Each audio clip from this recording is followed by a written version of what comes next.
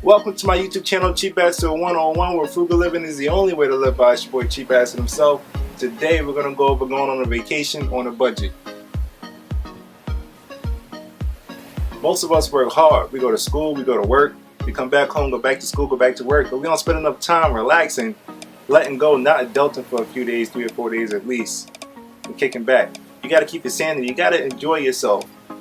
You got to reward yourself, and we're going to do that on a budget. The budget being within your pocket means, not somebody else's pocket, so keep that in mind. It's not going to work out if you're going outside your means. That's not your budget, it's somebody else's budget. Location.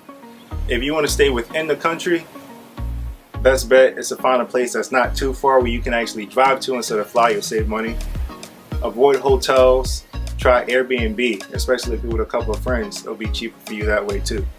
If you want a vacation outside of the country, usually Caribbean islands are going to be cheaper. You get more bang for your buck. I personally use cheapcaribbean.com. I know there's other sites just like it, but basically what they do is they buy their vacations or their bundles in bulk, so you get the flight and you get the package for the resort. And usually you'll get all-inclusive. They usually have filters in there, and you just check the filter off all-inclusive. They come with the food, drinks, a few excursions on the resort. Of course, you can do your other excursions off the resort. I highly recommend not to book your excursions through travel agencies or cruise lines. They're going to charge you an arm and a leg. You're adding a middleman to the process. If you can get there and actually pay for it locally, it'll be cheaper. And you can tip the locals.